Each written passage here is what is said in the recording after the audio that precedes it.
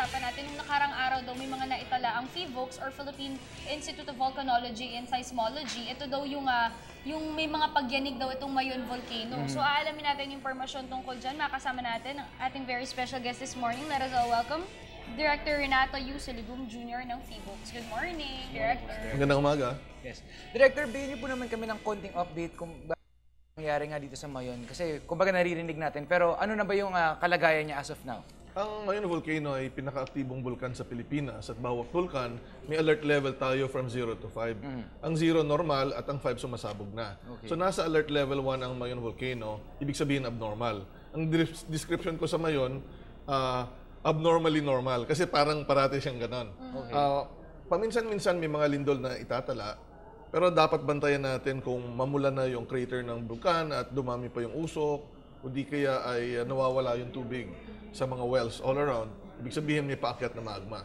So far, wala pa tayo nakikitang escalation ng anumang abnormality sa bulkan. Director, when you say alert level 1, ano po ba yung mga pwedeng mangyari? Sa alert level 1, kahit hindi naman talaga lalabas yung lava o yung magma sa crater, dahil mainit pa yung tuktok niya, pag umulan at pumasok yung tubig, pwedeng mapakulaan to at pwedeng makulong yung steam na na-generate at pwedeng sumabog. Okay. So dapat hindi pumapasok ang mga tao sa danger, lalong-lalo na doon sa pinakatuktok ng bulkan. Sir, for those living within the, I guess, the diameter of the volcano, ano ba yung mga nananotice na nila? Is there like a change in the temperature, like sa land nila? What are the patterns that they are seeing na now na level 1 nga ang kalagayan? Wala pa naman silang masyadong makikita. Okay. In the past, may nakikitang pamumula doon sa tuktok pero nawala yon. Kung talagang magkakaroon ng escalation ng activity, pwede silang makakita ng pagkawalan ng tubig sa kanilang mga wells, mga balon. Pwede rin silang makakita ng pagdami ng mga usok. Ito naman ay binabantayan ng ating mga tauhan sa paligid ng Mayon Volcano. May nakatutok tayong camera at mga sensor. At pati kami dito sa Kamaynilaan or anywhere in the world kung nagta-travel kami, pwede naming ma-monitor ang nangyayari sa Mayon Volcano using satellite and web technology. Director, speaking of pag-monitor, alam naman natin yung Pag-asa, meron sila nitong Moses tablet. Ito yung dinistribute nga ng DOST, pati na rin yung Project NOAA. When it comes to earthquakes naman po, ano po ba yung mga distribute ba tayo mga instruments sa mga local government units para mas makatulong, makapag-prepare dun sa mga tao sa kanilang areas? Meron tayong pinamimigay ngayon, pero hindi yan mabilisan. Ito yung tinatawag nating earthquake intensity meter. Kadalasan kasi, at marami pa rin sa mga bansa na walang ganong instrumento, pag lumindol, magre-report sila kung anong naramdaman at i-rate ngayon yung intensity ng lindol na naramdaman sa bawat bayan. Itong intensity meter na siguro magto-total yan sa 300 by next year, bawat piling local government, makikita nila sa instrumento, may screen na maliit, kung ano ang intensity ng lindol para mag-react sila ng tama.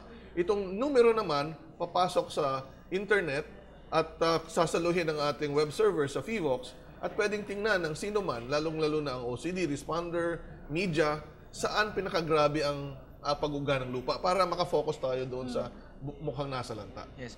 So aside from this, what are the other things that we have na kumbaga in-upgrade natin sa ating technology with regards to earthquakes na we experienced a very terrible earthquake last year sa Bohol area, yung 7.2 magnitude. So what are the things now that we have to prepare for something like that from happening again? And syempre, to prevent the damage that was done also and the lives that were taken away. Well, unang-una sa pagbabantay ng mga lindol, we have now 70 seismic stations all over the Philippines. At dito, more than half of this would be via satellite, ang data communication. Ibig sabihin, walang tao nakikita namin kung anong nangyayari. We can actually monitor all earthquakes in the world by getting raw data from other countries. So, bakit natin binabantayan ang mga paglindol sa ibang bansa, lalong-lalo na sa Pacific Ocean, baka magka-tsunami.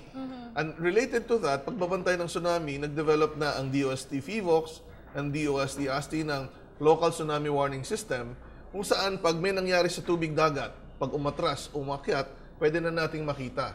At nagawa din tayo ng mga warning siren na kung saan pwedeng pindutin natin ang ating computer ng pagpatunog ng mga sirena doon sa pilot coastal barangays na nagbabantay din ng tsunami para sa kanilang lugar. At maliban dyan, marami pa tayong ilalagay by next year na very sensitive instruments for earthquake na kahit napakalaki yung earthquake, hindi hindi masisira yung instrumento at kitang-kita natin kung gaano kalaki. But instrumental monitoring is just one aspect ng trabaho sa PHIVOLCS. Siguro naman alam nyo, at si Diana ay naging host noong 17th and final leg ng Iba na ang Panahon series, na kung saan umikot tayo sa buong Pilipinas at pinakita natin yung mga earthquake scenario, mga posibilidad na mangyayari sa bawat lugar dito sa ating bansa. And of course, speaking of ito na Iba na ang Panahon, na Sandro nag-live ang Good Morning Boss doon, na pag-usapan din doon na June na anytime ang ating bansa sa earthquake na kasing lakas din nung tulad na nangyari po sa Bohol. So ano po yung mga siguro tips or advices na ibibigay nyo sa ating mga viewers? Lalo na isa po sa mga talagang napakagandang sinabi nyo during the forum is yung disaster imagination, kung saan, Sandro, mag-i-imagine na tayo ng pwede mangyari Worst case scenario. para makapaghanda tayo ng mabuti. And of course, sinabi nyo rin po doon na it's good to know the problem para alam mo yung solution doon sa problema. Yung disaster imagination, ito yung kinoin kong phrase para makita ng individual na tao at family at ang pamilya kung ano magiging epekto sa kanila ng mga potential disaster. Patungkol sa lindol, kapag sinabi lang natin na may malaking earthquake, intensity 8, parang hindi pa feel ng mga tao kung anong ibig sabihin nun. Gumawa po ang PHIVOLCS DOST ng questionnaire na kung saan gagamitin nila ito para i-evaluate ang kanilang mga bahay kung babagsak o hindi kapag lumindol. So ang unang-unang kailangan nilang gawin ay evaluate ang kanilang mga bahay kung matibay o hindi. Para ma-imagine nila kung anong gagawin. Kasi kung babagsak naman yan, di pa ayos mo. Kung hindi naman siya babagsak, ang gagawin mong susunod, aalamin mo sa bawat kwarto saan ka pupwesto kapag lumindol. Yes. Dapat alam mo yung tinatawag na drop or duck, cover and hold. Kung may matibay na mesa, pupunta ka sa ilalim at hawakan ng isang paa ng mesa kasi gagalaw ang sahig, gagalaw ang mesa, maiiwan ka ng mesa, wala kang pananggalang. Kung mesang matibay, pumunta ka sa sulok, nandun yung poste at biga. Yun yung pinakamatibay na parte. Yes. Mga pillars and beams. Na kung sakaling lumundoy man yung isang floor sa ibabaw, nandun ka pa sa corner. Lalayuan yung mga bintana na pwedeng mabasag. Sasambulat po yung mga mababasag. Lalayuan yung mga hulog. Stay put inside ay sound building naman and then get out. Go to an open area. So dapat bago pa lumindol, alam na natin kung saan ang evacuation area. At ito po yung suggestion ko na binanggit ko minsan. Dapat po marami namang assignment na binibigay sa mga estudyante.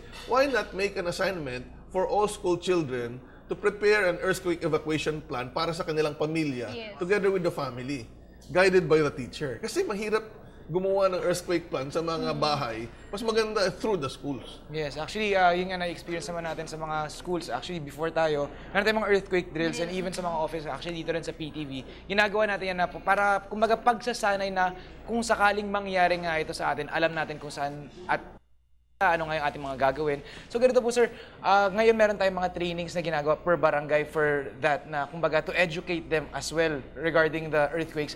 Pero ngayon naman po like with the level 1 nga sa Mayon Volcano and we don't know in the future if what other levels it will be reaching at kumbaga paano tayo makakapaghanda para naman sa mga ganito? Kasi it's been a long time since we had a volcanic eruption. I think back 1991 pa yung Mount Pinatubo yung pinakamalakas natin na something na we didn't really expect na could happen to us during that time happened. So maybe something like this could happen in the near future. So how do we prepare for this these kinds of events?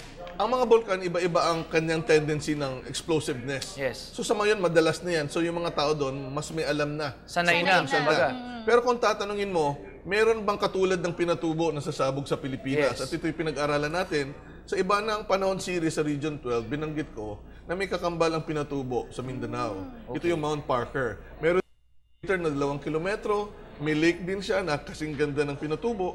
At sumabog siya ng 1641, katulad ng Pinatubo. So active pa rin po ba siya or inactive na siya? Active ang classification pero wala pang senyales na sasabog siya. Okay. Pero katulad ng Pinatubo, hundreds of years siya bago sumabog. So ibig sabihin, baka sa naalala ng mga tao, hindi yan sumasabog, pero niremind namin sa kanila na potentially sumabog yan ng malakas, dapat paghandaan. Yes. So preparedness and planning, location ng mga bayan ng tama para hindi abutin, ay isa na sa unang gagawin. And of course, yung mga tao ay dapat bantayan ang mga bulkan na hindi sumasabog. May mga senyalis po yan.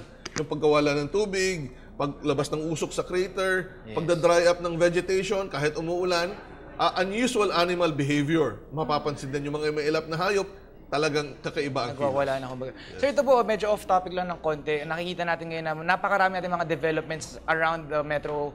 Tapos ang nagiging problema ay sometimes they build on the fault lines. At takutan natin ngayon na... At puro buildings pa Yes, dyan madalas- sa Maylibis area, Yes, di ba? madalas, alam natin na yung area na yun, meron tayong mga fault lines doon na, kumbaga, mas magiging delikado kung maka-experience man tayo ng earthquake. So what are we doing about Okay. these developers, kumbaga na pasaway, kung minsan ay talagang tayo lang sila ng tayo? Sa mga bagong development, walang nakatayong mga building on top of an active fault. Okay. Yung Libis, wala doon yung mga sa Yung Eastwood, sinasabi nila, wala yon, wala yan yung doon. Marikina area.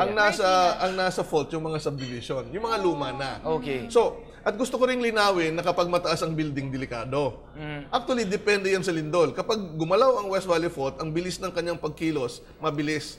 At madaling mayugyog yung mga magaan na mga gusali. At alin yung mga magaan? Yung mga low-rise building. Yes. Parang meron kang galit na galit ka sa isang tao. Mas madali mong mayugyog ang taong Mas mababa. mababa at magaan kaysa matangkad na tao at mataba. So, ang impression tuloy ng ating mga kababayan, pag mataas ang building, yun lang ang delikado, Hindi mali yun. safe.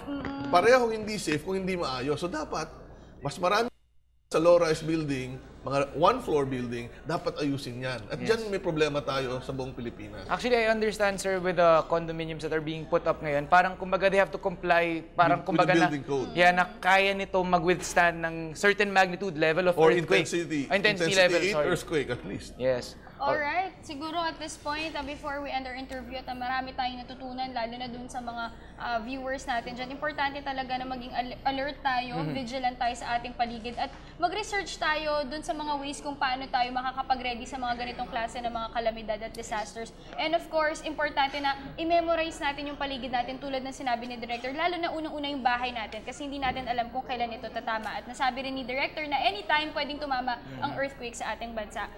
Do you have any message na lang po to our viewers, Director? Walang importante ay yung takot o panic ay mawawala kung tayo ay naghahanda.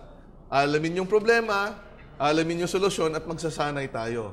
Pag hindi tayo nagsasanay, nandun pa rin yung so, importante na mag-practice tayo parate ng ating gagawin. Alright, thank you so much for joining us this morning. That was Director Renato Yusalidum Jr. ng FIVOLS. Thank you, sir. Thank you, sir.